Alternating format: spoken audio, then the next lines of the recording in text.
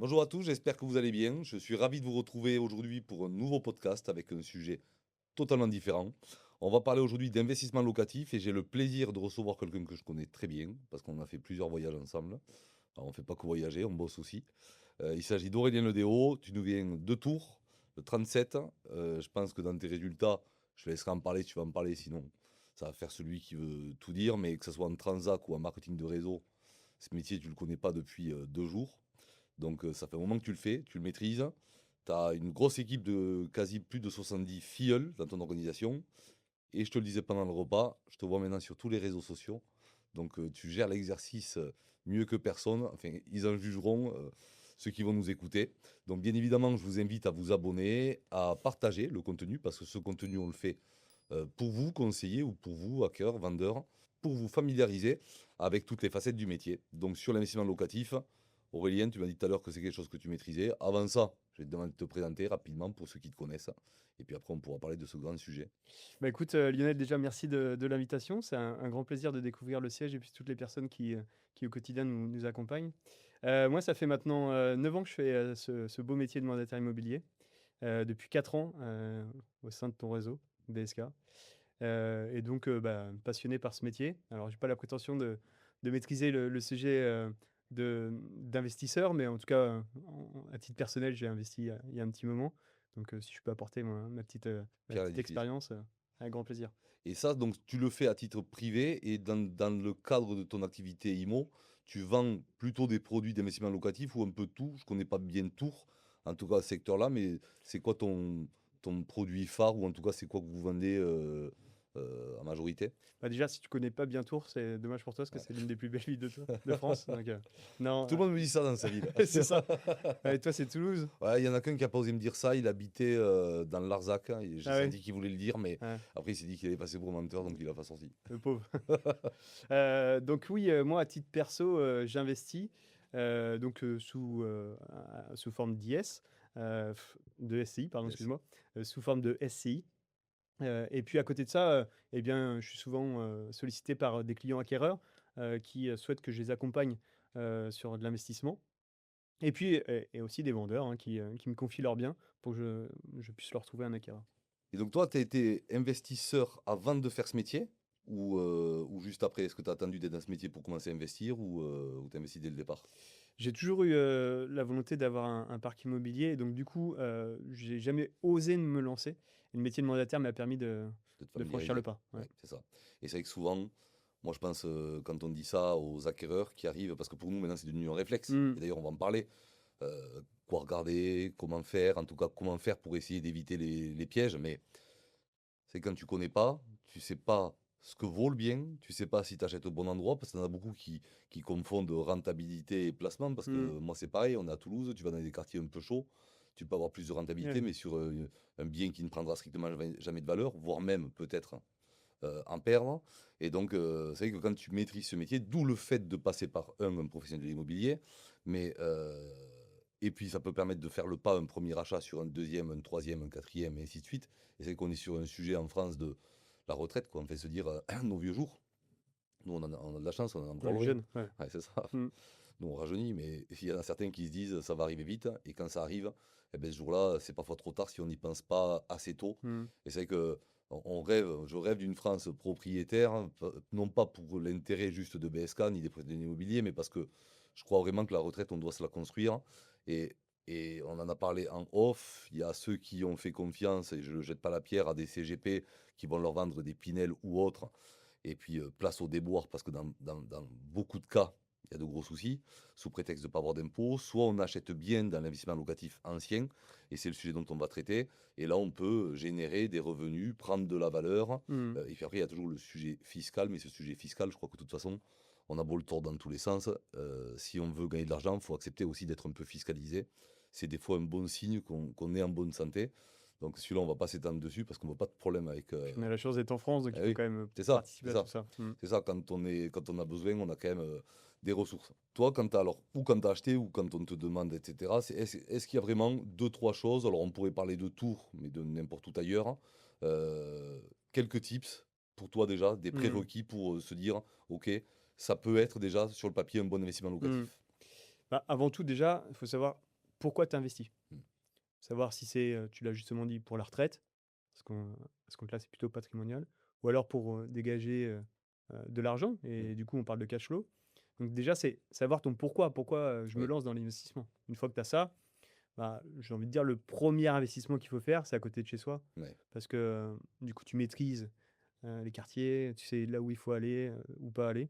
Demain, moi, tu me fais investir à Toulouse, Je suis je d'accord. suis quasiment sûr si je t'appelle pas, je vais faire une erreur, quoi. Mmh. Donc, savoir maîtriser, son secteur. Voilà. Et puis, bah, après, être bien accompagné, donc passer par un conseiller immobilier. Pourquoi? Parce que le conseiller immobilier, il va peut-être pas te faire tout de suite gagner de l'argent, mais en tout cas, il va pas t'en faire perdre. Ouais. Voilà, et il va te conseiller et ça, c'est important.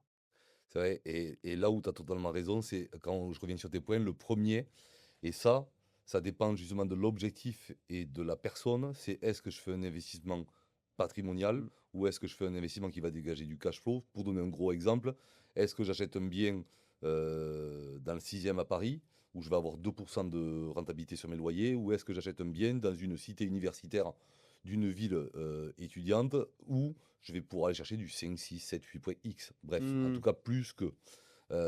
Moi j'ai eu fait mes calculs, 1000 et 1000 fois et je me suis rendu compte qu'à la fin, heu, on obtenait, 10-20 ans après à peu près la même chose. C'est-à-dire on a le bien dans le 6e, on va dire que les 2 on les achète correctement, au prix du marché en tout cas, qui aura pris de la plus-value sur son prix, sur son prix d'achat, donc on l'aura payé 500 000, mais dans 20 ans il vaudra 1 200 000, 1 300 000 et puis il y a l'autre qu'on a payé, mettons 200 000 qui vaudra, 20 ans après, 250 ou 240 000 mais sur lequel on aura Mmh. fait peut-être 300 000 € de loyer. Tu vois?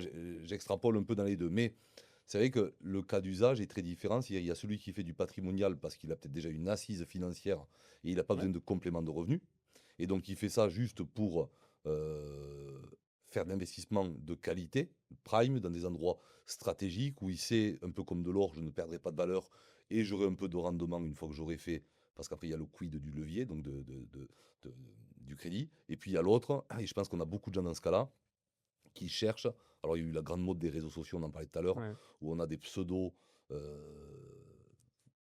conseilleurs, je vais même dire ça comme ça, qui vous disent achète ma formation et je vais t'expliquer comment faire du cash flow. Gare déjà ça, Mmh. mais personne n'a inventé l'eau chaude, mais il y a beaucoup de gens aujourd'hui qui se disent je voudrais avoir un complément de revenu. Et c'est un peu, je pense, et toi et moi, ce qu'on s'est dit au moment quand tu démarres une carrière, tu es un peu averti, tu sais que il va falloir compter que sur toi et pour ta descendance, tout comme pour toi, se dire j'aimerais faire un peu de Mmh. cash flow. En fait, en fonction de l'âge où tu as pas les mêmes objectifs. Je sais que moi, quand je suis rentré dans l'investissement locatif, je pensais que cash flow, et donc du coup, bah, de dégager tous les mois, de l'argent. Or maintenant, je suis plutôt sur, du patrimonial, me dire: «Bah, je vais plutôt capitaliser sur, l'effet de levier Oui, et me dire, bah, dans 5 6 ans, ça aura déjà pris un petit peu». Voilà, c'est donc, ça, c'est ça. à chaque âge, il n'y a pas de mauvais investissement, Mmh. mais à chaque âge, bah, c'est plaisir, on va C'est dire. plaisir. Et Mmh. d'ailleurs, tu as dit un truc ultra vrai, et ça, je pense qu'il faudrait que tout le monde l'intègre. Dans l'immobilier, et on va parler en généralité, il n'y a pas de mauvais investissement. C'est-à-dire que le premier que les gens doivent faire, à mon sens, c'est l'immobilier. Alors, on est en France et souvent on est éduqué avec, dès qu'on est, dès qu'on est, on propose à nos parents d'ouvrir un livret A pour Mmh. l'enfant. Et puis, le jour où, par chance, on bloque le livret A, on va vous ouvrir un livret B, puis un LLD, puis ainsi de suite. C'est bien, mais quand on voit l'inflation et ce que ça nous rapporte en soi, on immobilise de l'argent pour pas grand-chose. Mieux vaut démarrer dans la vie, avoir un premier poste de salarié, avoir un CDI, et puis se servir de cet apport pour aller justement faire de l'effet de levier. Et quand même, et ça c'est un vrai sujet, beaucoup ont peur de ça. Mais est-ce que pour toi, il est possible d'arriver à faire une bonne opération immobilière sans crédit? Est-ce que le levier est indispensable? Le levier, en fait, en France, on a quand même cette chance-là que les taux soient fixes Oui. et donc du coup, tu t'engages dans un prêt, tu sais, à quelle sauce tu vas te manger. Hmm, Donc, aujourd'hui, pour, constituer un patrimoine, c'est la meilleure façon en France c'est vrai. Ouais. enfin, Eh ben, en fait, donc c'est la banque qui t'aide à construire son c'est ça, patrimoine. ouais.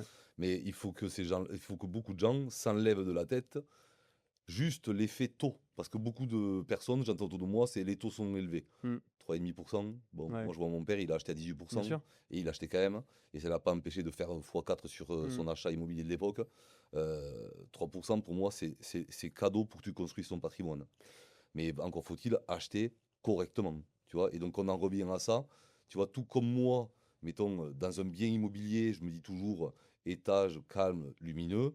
Dans un bon investissement locatif, est-ce que pour toi, il y a une typologie de surface précise, une typologie de bien euh, où tu te dis, bon, ok, là déjà, je sais que techniquement, je suis dans ma Ouais. cible. Bah, en fait, aujourd'hui, moi, j'ai un parc où, j'ai de la maison avec 3 chambres, j'ai un studio, j'ai un T2, T3. En fait, il faut, avoir un panel différent pour que, bah, tu puisses répondre. Aujourd'hui, il y a une tension locative Oui, en France, sur le marché, qui fait que, quoi qu'il arrive, on a quand même en face une demande. c'est vrai. Alors donc, dire qu'il y a un produit type, bah, non, Mhm. c'est en fonction aussi des appétences. Peut-être, tu dis: «Bah, moi, je suis, aujourd'hui, j'ai des enfants, qui sont en âge, d'être, demain, bah, étudiants». Et bah, peut-être que j'anticipe un petit peu, j'achète un C'est studio et vrai. à l'avenir voilà, et au final, ça se trouve, les enfants vont jamais faire d'études et Mhm, jamais dans mhm. cette ville-là, Je suis mais au moins d'accord. tu te seras déjà lancé. Je suis d'accord. Voilà, je veux dire le 1er pas, il est hyper important de Ouais, se lancer, et pas se mettre de barrières. Voilà. non. Et c'est vrai Mmh. que le passer à l'action, là, on se rend compte que c'est quand même très facile. Mmh. Dès l'instant où on a la chance d'avoir l'accès au crédit, donc bien sûr, ben là, forcément, on s'en réfère aux banques, et donc il y a une éducation financière à avoir, c'est-à-dire avoir des comptes propres, quel que soit le montant du salaire, bien sûr. Il y a une différence entre ceux qui gagnent 1 200 et ceux qui gagnent 12 000, mais on prêtera, de toute façon, à quelqu'un qui tient bien ses Mmh. comptes, qui fait les choses proprement, et ainsi de suite. Et c'est vrai que tu as dit un truc ultra vrai, et là, on sent le père de famille, c'est se dire, ok, je vais acheter un bien. Mettons, moi, tu vois, au tout début, quand j'ai démarré, j'adorais tout ce qui était studio, T1, T1 bis, Mmh. parce que je ne vendais que ça, moi, dans mon activité. Donc, je voyais la tension locative qu'il y avait sur des studios T1, T2. J'ai commencé par ça, puis je me suis rendu compte que oui, il y a de la demande, mais oui, il y a beaucoup de turnover aussi. Ouais, Et donc, au début, je voulais gérer en direct, j'avais pas gestionnaire locatif, et donc je passais beaucoup de temps à passer des annonces, faire des visites. Alors oui, j'avais de la demande, mais qui dit demande dit 25 visites à faire la même c'est journée. ça. C'était quand même très chronophage. Et puis pour un montant de loyer qui était, à l'époque, un studio, c'était 350 € par mois. Donc une fois que tu enlèves une chaudière, un mois de vacances Mmh. locatives et un appel de charge pour refaire les façades, faut encaisser le fait de se dire, ben, je fais une année quasi à blanc. Ouais, Tu vois. c'est ça. Donc, et c'est là où quelque part l'investisseur, il y a trop de gens qui s'inventent un peu investisseurs, et ils mesurent juste pas le risque du truc. C'est-à-dire que ça reste, pour moi, l'immobilier, la chose la moins risquée, mais c'est juste moins risqué. Ça reste quand même risqué dès l'instant où on fait n'importe quoi. Et tu le disais, si moi demain je veux acheter à Tours et tu m'appelles, tu me dis j'ai un super coup à faire, je te fais confiance. C'est ça. Je connais pas. Mmh. Moi, si on me dit faut acheter à Toulouse, je vais dire où je pense qu'il faut acheter parce que il y a beaucoup de personnel, mais je sais que là, on se Mmh. plante pas trop, je vais éviter le sud, je vais aller dans ces secteurs-là. L'effet de levier, le crédit, moi je t'ai dit ça tout à l'heure parce que j'ai tellement de gens autour de moi qui en ont peur, et qui ont compris que c'est ce qui t'enrichit quelque part, hein, Mmh. le crédit. Le crédit t'enrichit dès l'instant où c'est que tu le calibres bien au départ, et qu'il ne faut pas en avoir peur, et qu'il ne faut pas entendre qu'aujourd'hui les taux sont élevés. Certes, ils sont plus élevés par rapport à une période anormale, anormalement basse, Ouais. mais on est quand même aujourd'hui sur des taux qui restent totalement C'est cohérents. c'est là aussi tout le sens de notre métier, Oui. dans l'accompagnement, et c'est vrai quand le projet est pas trop clair pour, le futur investisseur, ou c'est flou, le conseiller, lui, il va essayer de structurer, le projet pour accompagner, et du coup, bah, de parler de rentabilité, des vacances locatives, des impôts, taxes Tu vas foncières. jusque-là, toi, avec les clients, si je suis un client et que demain je te dis, bon voilà, j'aimerais investir, mais Ouais, je ne comprends pas grand-chose, est-ce que tu ouais. vas faire partie de ceux qui vont se dire, bon ok, je passe au suivant parce que j'ai besoin de gagner ma vie, parce que je suis Mmh, indépendant, et moi, le temps que je passe à filer ouais, des conseils, le conseil est gratuit. Bon, alors, bien mmh, sûr, on est conseillé et on se doit de le faire, mais c'est parce qu'il nous fait remplir l'assiette. ouais. Ou est-ce que tu vas aller, tu vas prendre plaisir, ou tu vas aller donner du conseil, tu vas aller éduquer la personne? Alors déjà, je pense avoir une petite appétence pour ça, Oui, et puis, le métier de conseiller, c'est aussi de l'accompagnement. mm, Si je pense juste à vendre, oui, bah, c'est du one shot. mm, Si je vends et que finalement j'ai mal conseillé, dans 5 6 ans, s'ils veulent revendre, oui, ils passeront pas par moi. oui. Par contre, si j'ai bien accompagné, et demain, en fait, bah, l'investissement, il a du sens. Dans 5 6 ans, si ça fonctionne, ils me rappellent. S'ils revendent ou s'ils veulent en acheter Voilà, un autre. et puis, bah, après, ils en parlent autour d'eux. Oui. Donc, Tu as ce j'ai genre de cas aujourd'hui déjà de retombées, on va dire, de personnes qui te mmh, reviennent ou qui te recommandent? ouais. Alors, bah, du coup, quand ça fait 9 ans que tu fais, Eh oui. l'immobilier, tu as, bah, ce système qui fait qu'au bout d'un moment, bah, les gens revendent. Donc, en théorie, ils passent par toi parce que Oui, tu as bien bossé et puis tu as gardé le contact. Et puis, bah, aussi, autour d'eux, ils en parlent. Donc oui, effectivement, j'ai des pas mal de retours grâce à ça. Et c'est vrai que ça, c'est le Ouais. plus gros des plaisirs quand on commence à pouvoir, entre guillemets, «lever le pied» sur la Mmh. prospection sèche. Mmh. Cette prospection où on va le chercher. C'est Mmh. un autre type de prospection. Après c'est plus du relationnel finalement Ouais, qu'on fait. Mais c'est exactement. plus du enfin, c'est moins en tout cas de porte à porte, phoning, la pige, les appels sur le Bon Coin ou d'autres sites, et cetera. Mais et puis c'est vrai que selon le marché, je pense que Tours et Toulouse, on est à peu près pareil sur ce marché-là. Je sais pas quel est le prix moyen, mais nous, tu vois, le prix moyen de vente ici, on a 300 000 balles. Ouais, On a ouais, l'investissement locatif, c'est entre 150 et 225 000, tu vois, on va ouais. dire. On est sur du studio T1, T1 bis. Et puis après, on a eu quand même un gros socle de défiscalisation, nous, dans ce bassin. Donc, on a beaucoup de choses qui se sont revendues après. On a des quartiers qui sont nés. On a été porté par l'aéro, donc on a beaucoup de Périssol, Ménurie, puis des Pinel qui sont Mmh. sortis, d'autres qui vont finir par sortir. Et c'est vrai que ça nous fait quand même du volume à la revente pour ces nouveaux investisseurs, parce que c'est pas du tout les mêmes. Et oui, L'investisseur Pinel ouais. va chercher une réduction d'impôt. Notre investisseur à nous va aller chercher un complément de revenus et beaucoup plus sur le long terme, Mmh. quelque part. Euh, et après, il y a aussi un sujet, c'est les gens se posent la question souvent à se dire, ok, j'achète, mais est-ce que j'achète en propre? Est-ce que j'achète en Ouais, SCI? Et ça, ouais, celui-là, il y a eu la grande mode de la SCI. ouais, Tout le monde pensait maîtriser le truc. Il y en a plein qui l'ont fait, ils n'avaient pas ouais, besoin de le faire. Et tu en as beaucoup qui l'ont pas fait alors qu'ils auraient eu besoin de le ouais. faire. Toi, ton avis sur ça, sur ça, c'est quoi? Bah, écoute, j'ai été, effectivement dans ce que tu viens de dire, hein. C'est-à-dire que moi, j'étais pro, SCI, donc SCI, à l'IS, à l'IR. Heu, j'ai jamais investi en nom propre. Oui, Et du coup, bon, moi j'ai trouvé, du sens, là-dedans parce que j'étais conseillé par des personnes, notamment mon notaire. Mais aujourd'hui, j'ai envie de dire à chaque investisseur, bah, un produit en face. mm, Donc, ça, on peut le voir aussi dans un second temps en disant, enfin, on a trouvé le produit, maintenant on l'investit oui, de quelle manière? Voilà. oui, Mais, effectivement, moi je suis un pro, SCI. oui. Voilà. Tu jures par la SCI. Mais de toute Ouais, façon, j'ai envie de dire, même si demain, la personne, elle n'a pas de SCI, elle achète un bien, elle a dans son compromis une clause de substitution. Et exactement. le temps du Mmh, compromis, exactement. Mmh, elle peut mmh, avoir la faculté de créer sa mmh, SCI et de se substituer à ses SCI en second temps. Donc, pas besoin de se stresser sur ça mmh. si le format n'est pas encore fait, c'est quelque chose qui peut venir en second temps. Et ça revient à ce que je disais tout à l'heure, ça dépend du projet que tu as derrière et de l'objectif. Oui, oui, Voilà, si demain c'est patrimonial ou pour transmettre un patrimoine, oui, bah, du coup, la SCI, elle peut avoir du sens, où tu intègres la famille dedans. c'est ça. Voilà. Tu intègres Mm. les enfants, Voilà. tu intègres ta Mm. famille, puis c'est vrai que, et même pour tracer les apports en compte courant, enfin, Ouais. il y a quand même beaucoup d'intérêt. Mm. Après, si c'est j'achète qu'un seul bien Mm. et j'ai pas de vision à vouloir avoir un parc ou transmettre de suite, limite, je peux ne pas trop m'embêter, Ouais. j'achète en nom propre, je fais mon truc, je suis à l'IR, certes, ça fait gonfler mes revenus, mais il y a mille et mille façons de pouvoir aussi faire de l'abattement et en tout cas essayer de Ouais. minimiser le plus sa propre Mm. fiscalité, parce que c'est vrai que c'est un sujet, mais je crois que la fiscalité, c'est pas tant le plus gros sujet. Si j'étais demain un acquéreur et que je viens te rencontrer et que j'ai jamais fait ça, je vais être porté par les réseaux sociaux où ils me disent cash flow, investir, patrimoine. Puis si je vais plus loin, devenir millionnaire en partant de Mm. rien. Ok, on l'a tous voulu celui-là. Mm. Bon, on l'est Mais tous d'ailleurs. oui, oui, c'est ça, c'est ça. Mm. On est tous passés Mm. par ces phases-là.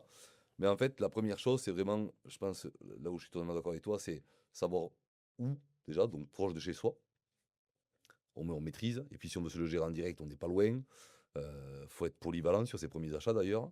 Et puis après, vient le moment où quel type de bien en fonction de mes capacités d'investissement et quel type donc d'investisseur je suis. Si je suis le cinquantenaire qui a déjà un beau Ouais. patrimoine, peut-être que je vais aller sur un investissement patrimonial dans le cœur de Tours, Mm. un truc qui n'aura pas un rendement dingue, mais qui aura toujours une valeur parce que très beau quartier Mm. dans Tours et ainsi de suite. Ouais, c'est ça. Mm. Et pour arriver à faire en sorte que justement les gens qui nous écoutent, conseillers ou clients, les évitent, c'est quoi toi les erreurs les plus fréquentes que tu vois sur des mauvais investissements, d'un mauvais investisseur, ou en tout cas toutes les erreurs à éviter, les pièges à éviter? Mmh. Bah, le principal piège, c'est, la rentabilité. Oui, L'investisseur qui pense uniquement à son taux de rentabilité, je pense qu'il y a d'autres points à aborder, avant de penser qu'à ça. Voilà. Mmh. c'est un peu comme quand tu achètes d'ailleurs et que les gens regardent que le taux de crédit. Ouais. Tu vois? Moi, Exactement. j'en ai vu plein, ils gardent des taux de crédit et puis ils ont eu un bon taux et puis taux d'assurance, ils se sont fait fracasser. Ouais, c'est ça. Ou alors, ils sont partis sur des taux un peu variables ou sur des trucs, c'est vrai qu'il faut pas regarder juste, la rentabilité, c'est vrai que c'est le premier piège. Et d'ailleurs, Mmh. souvent, les grosses rentabilités, on ne les obtient que sur des biens à risque, quelque part. Ouais. Et il faut être en capacité à se faire payer les loyers aussi. Tu vois, on a rigolé tout à l'heure, mais et ça doit arriver, autour de toutes les personnes qui nous écoutent. Dans chaque ville, on a des endroits qui sont un peu plus des endroits safe et des endroits un peu plus compliqués et on remarquera tout le temps que dans les beaux endroits, on a des petites rentabilités, dans des endroits, entre guillemets, «compliqués», on a des perspectives de bonne rentabilité. Mais qui dit bonne rentabilité dit locataire à risque, c'est un peu comme dans Mmh. tout marché, hein, action ou autre.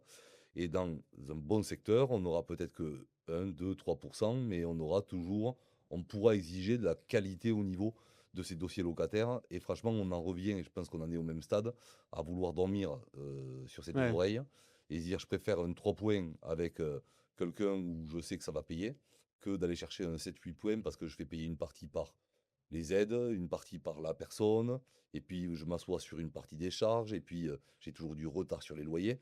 C'est un sport. C'est-à-dire qu'investir, faut pas croire que ça se fait tout seul, quoi. Eh oui. Bah, ça se saurait si ça tombait du ciel. Ah ouais. Après, régulièrement, en fait, ce que tu peux constater, c'est que quand tu as une rentabilité, par exemple, à 2 ou 3%, tu sais que ton bien, il est bien placé en règle Oui, générale. Et donc, dans 10, 15 ans, il y aura une plus-value latente. oui, Demain, tu vas acheter une rentabilité à 13% au fin fond de la Nièvre. oui. Bah, du coup, ton bien, dans 10, 20 ans, il aura certainement moins pris de valeur. Ou pas du Donc, tout. ou pas du tout, Ou voire. alors, et même pire là-dedans, j'ai un copain qui s'est arrivé, c'est qu'il a Hmm. acheté une maison. Bah, c'est quelqu'un de la boîte qui a acheté une maison. Il se reconnaîtra s'il écoute, hein, on lui fera écouter. Il a Il été en parle bien dans conseillé. ah oui, il était très bien conseillé. Vous imaginez quand même, hein, au siège de BSK, il a fait un investissement dont il pourra parler.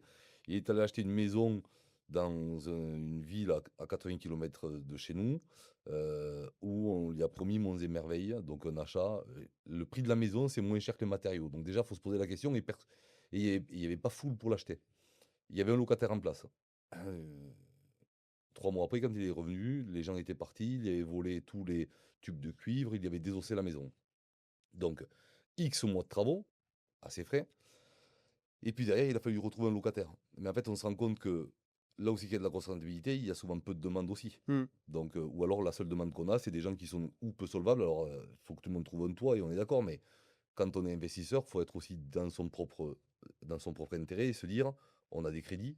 Nous, notre but, c'est au moins de payer nos crédits. Hmm. Donc, on ne peut pas non plus être que dans le social et à se dire, OK, il faut un logement pour tous et je m'assois sur mon loyer, donc mon crédit, pour loger quelqu'un. Donc, c'est vrai qu'il y a un vrai sujet sur ça. Et moi, je suis quand même plus partisan, c'est vrai, aujourd'hui, d'arriver à trouver des biens entre les deux. Je ne parle pas de l'appartement au Trocadéro, mais quelque chose où on va le payer peut-être un peu plus cher, on aura une renta moins élevée, mais on aura des bons dossiers locataires et on aura quand même moins de risques.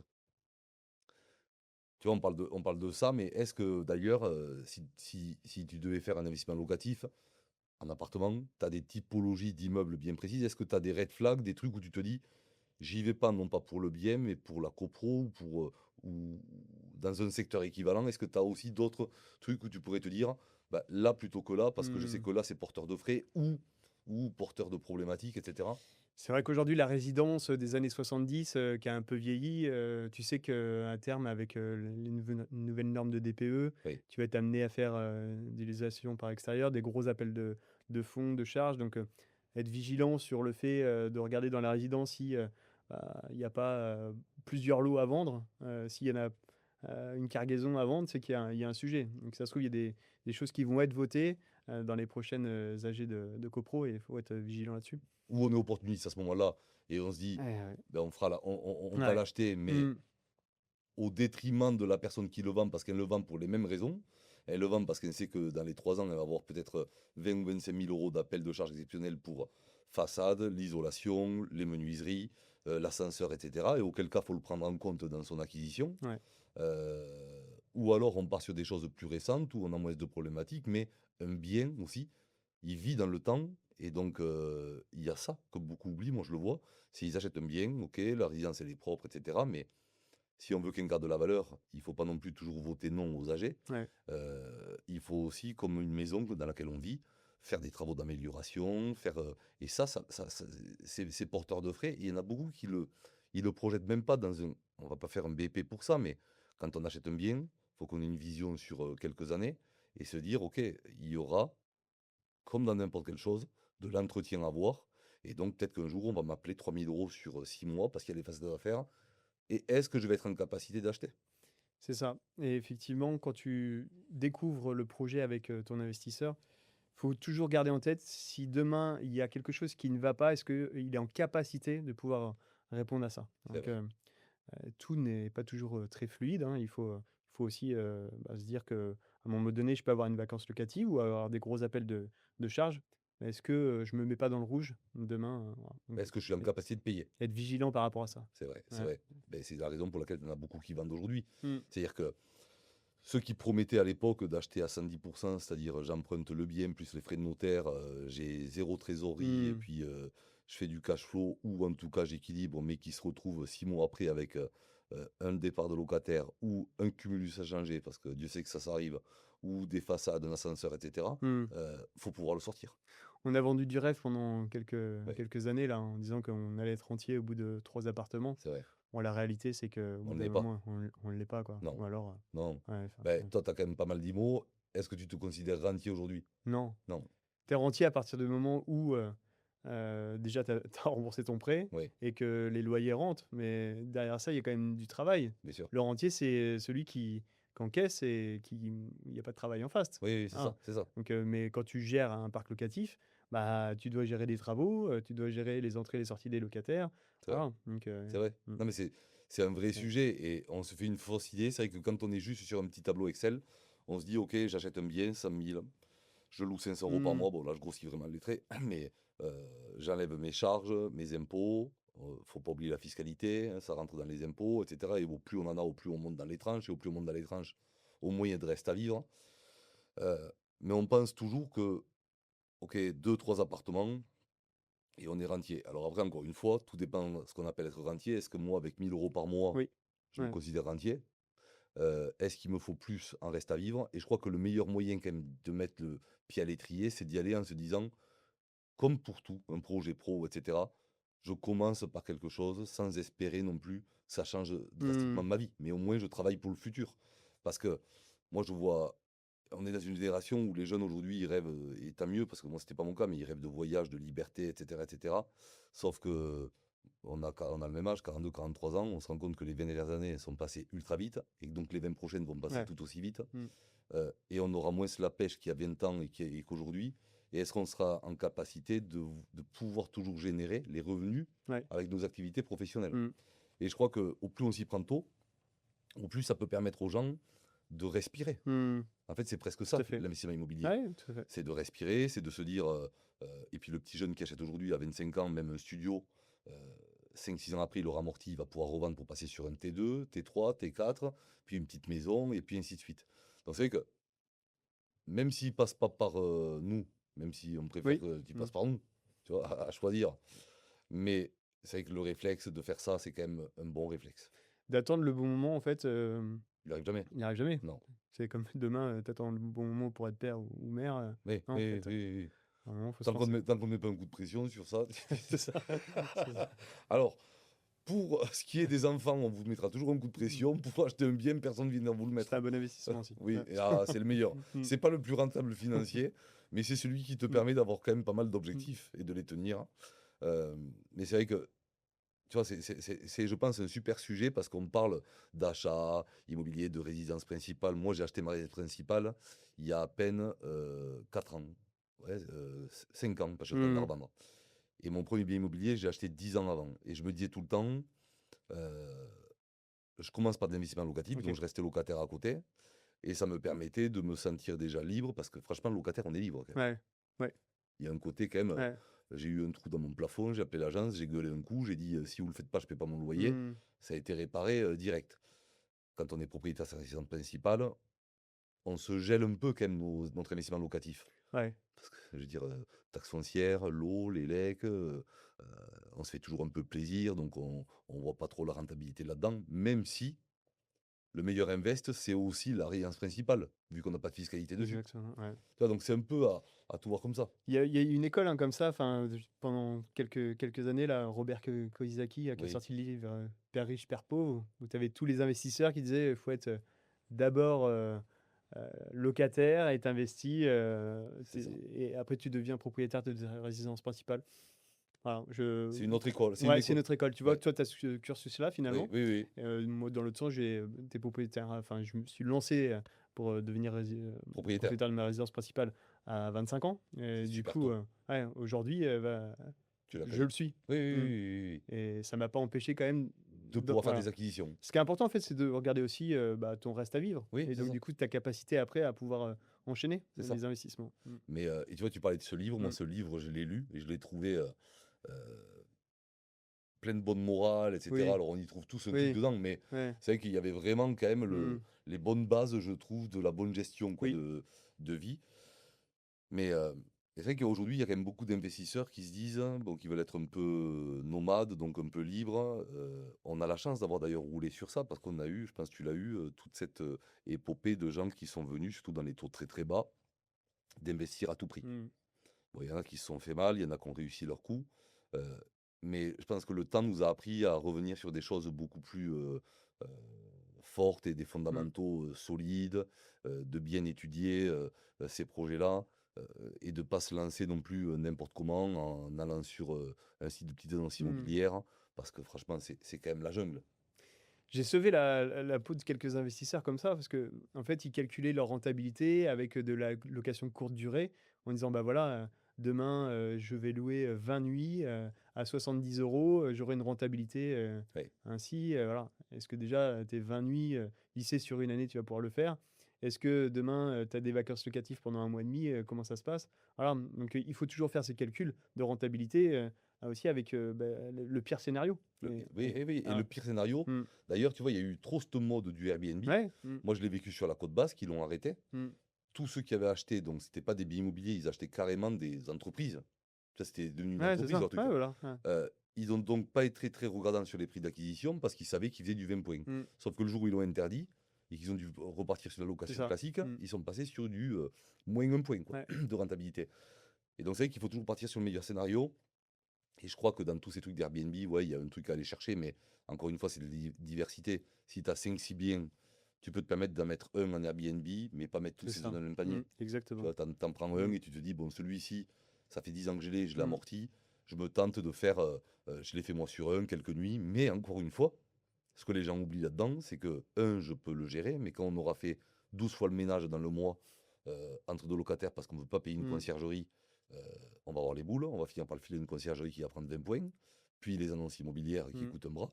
Et donc à la fin des fins, j'ai l'impression quand même qu'il n'y a pas de, il y a pas de miracle. Il y a pas de miracle. Non. Là, on parle d'investissement, sur de l'habitation, mais il y a Oui, aussi l'investissement, sur les locaux professionnels, hein, qui est oui, on n'en parle pas depuis le début, mais ça peut être aussi, c'est vrai. un bon. T'en fais toi, tu vends des choses comme ça, tu t'occupes de ce genre de produits? Alors les produits sont compliqués à trouver quand même, Oui, hein. C'est, voilà, pour aller chercher, moi, à titre perso, j'ai 2 locaux oui, où ça tourne bien, avec des avantages.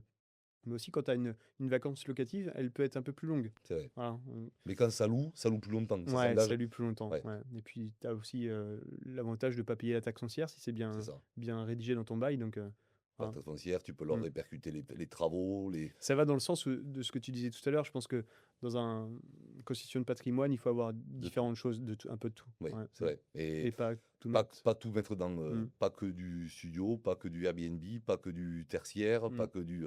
Et c'est vrai. Et pour commencer, moi je dirais à la personne qui démarre, si tu veux commencer, commence par te faire la main sur... alors moi c'est que mon avis, mais allez, un studio dans une ville étudiante ou en tout cas, pas une cité universitaire où il y a trop de biens, mais un endroit qui est entre le centre de la ville, les écoles, quelles que soient les écoles, etc. Et déjà, il y a un risque qui est quand même beaucoup plus faible. Je vais avoir un crédit de 250 ou 300 euros par mois. Puis je vais commencer à me faire la main quelque part. Ça va pas faire de moi quelqu'un de rentier ni quelqu'un de Mmh. riche, mais déjà quand même, je vais commencer à construire un patrimoine. Et je vais aussi prendre des bonnes habitudes et je vais comprendre comment ça Ouais. fonctionne et ainsi de suite. Euh, c'est Est-ce que déjà tu as aussi du coup, tu te sens aussi à l'aise que ce qui était prévu c'est ça, avec ça? c'est ça. C'est-à-dire, gérer les locataires, finalement peut-être que tu vas te rendre compte qu'au bout d'un studio, Ça te gonfle. ouais, ça te gonfle. Et Ouais. franchement, il y a un côté beau, mais derrière ce côté-là, il y a Bien quand même un sûr. côté qui est très compliqué. Mmh.